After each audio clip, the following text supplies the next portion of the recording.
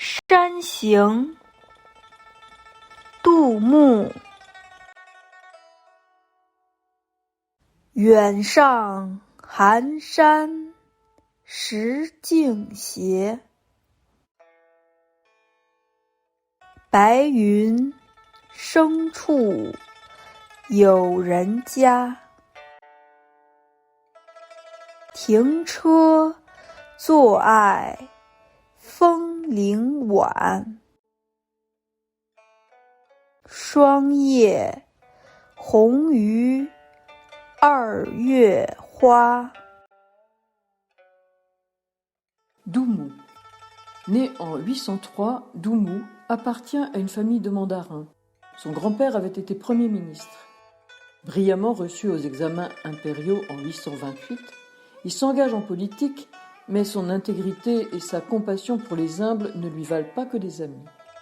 Nommé censeur à Shangan en 835, il demande une mutation en province dès l'année suivante. Il mourra en 853 après avoir occupé divers postes. L'imaginaire de l'automne. Poète lyrique, Doumou choisit le quatrain heptasyllabique pour peindre un superbe paysage d'automne. Quelle que soit leur sensibilité philosophique, les poètes de la dynastie Tang ont en effet une prédilection pour les saisons intermédiaires. Entre les froids durs et secs de l'hiver et la chaude humidité estivale, écrit Marcel Granet, le printemps et l'automne, avec leurs pluies légères et leur ciel variable, sont comme deux instants merveilleux. La nature d'un coup commence ou cesse de vivre. Mais leurs préférences vont massivement à l'automne. Selon Philippe Postel, un rapide inventaire du corpus pléthorique de la poésie Tang, quelques 50 000 textes, montre qu'un poème sur 5 environ célèbre cette saison. Or, sans être jamais explicitement nommé par Doumou, l'automne est bien le sujet principal de ce poème.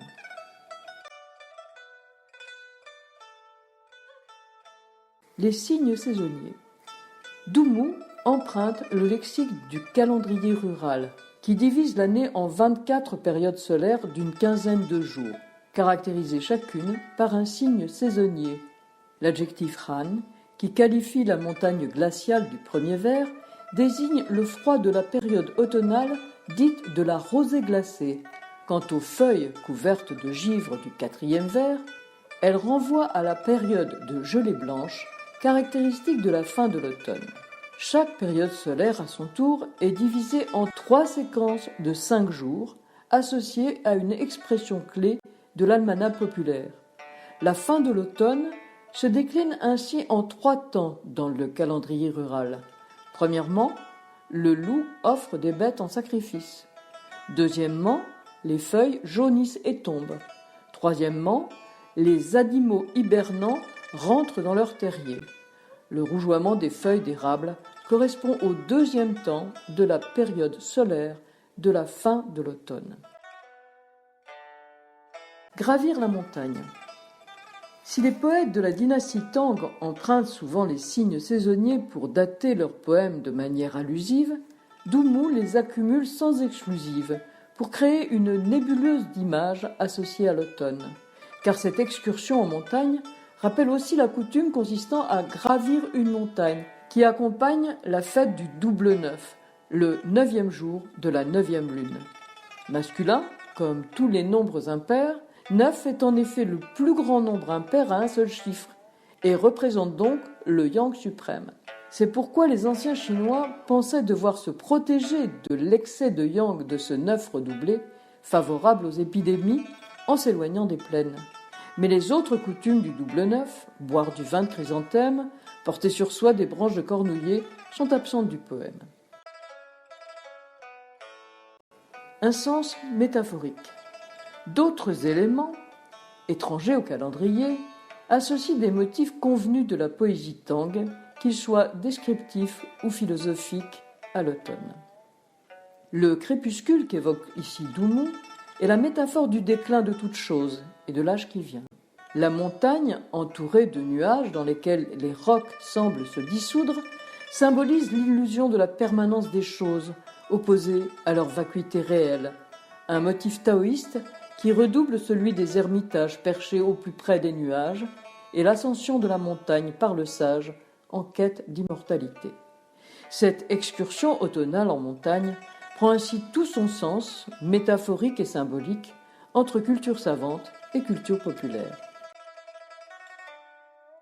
Retrouvez le printemps au cœur de l'automne. Fidèle à l'esthétique picturale du quatrain, le poète convoque tout à la fois les images de la peinture de paysage, Shan Shui Hua, et une perspective intimiste, car les poèmes de la dynastie Tang évoquent toujours un paysage intérieur à travers le paysage extérieur, les deux se faisant mutuellement écho. Le paysage donne naissance au sentiment, comme le sentiment donne naissance au paysage, écrit Wang Fuzhe, auteur d'une anthologie de la poésie Tang. Or, à la mélancolie du paysage automnal, succède ici une chaude image de printemps, égayée de fleurs rouges, qui dément l'image froide et blanche des deux premiers vers. Le poème se déploie ainsi dans une dynamique typique de l'esthétique du quatrain, posant le thème au premier vers, le développant au deuxième vers, avant le renversement et l'ouverture vers un ailleurs, au troisième et au quatrième vers. Une manière peut-être de conjurer le pessimisme d'un déclin inéluctable par une radieuse confiance dans la puissance régénératrice de la nature. Traduction ou évocation. La poésie Tang se caractérise par son caractère elliptique, le poète n'employant que des mots pleins, ceux qui expriment l'essentiel, et excluant les mots vides, ceux qui indiquent des relations de dépendance, d'opposition, de cause, de conséquence, de but. C'est au lecteur de rétablir les liaisons manquantes.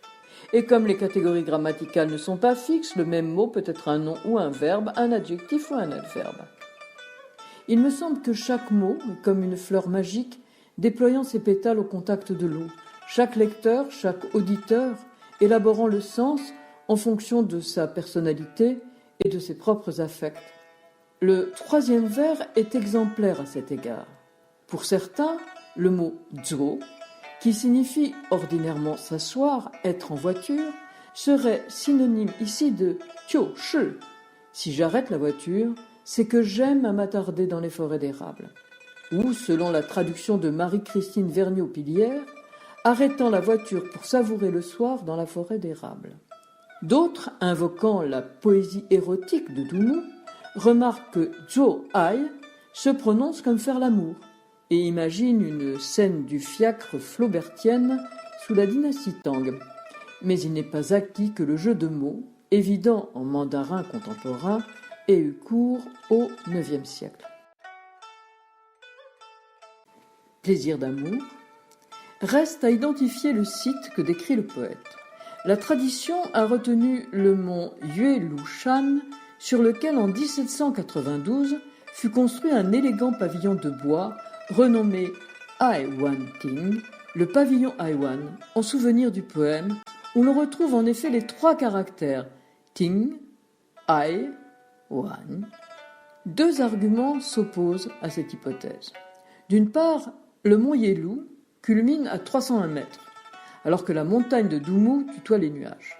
D'autre part, il est rarissime qu'il gèle dans la région de Changsha. C'est pourquoi d'autres interprètes penchent pour Zhongnanshan, les monts Zhongnan, symbole d'immortalité, qui se situent à une trentaine de kilomètres de la résidence qu'occupait alors le poète. Puissiez-vous vivre aussi longtemps que les monts Zhongnan, dit un proverbe. Pour Dummu, qui se savait à l'automne de sa vie, les érables des monts Zhongnan. Aurait-il évoqué le souvenir de ces vertes années? Une excursion galante sur le mont Yelu alors qu'éclosait le printemps? La belle chanteuse Zhang Rao Rao, son amour de jeunesse, pourrait peut-être seul le dire. 山行，杜牧。远上寒山石径斜，白云生处有人家。停车坐爱枫林晚，霜叶红于二月花。 Voici maintenant 3 traductions de ce poème. À vous de choisir la vôtre. Promenade en montagne. Toujours plus loin, plus haut, sur la montagne froide, sur le sentier pierreux. Au plus épais des nuées blanches surgit une maison.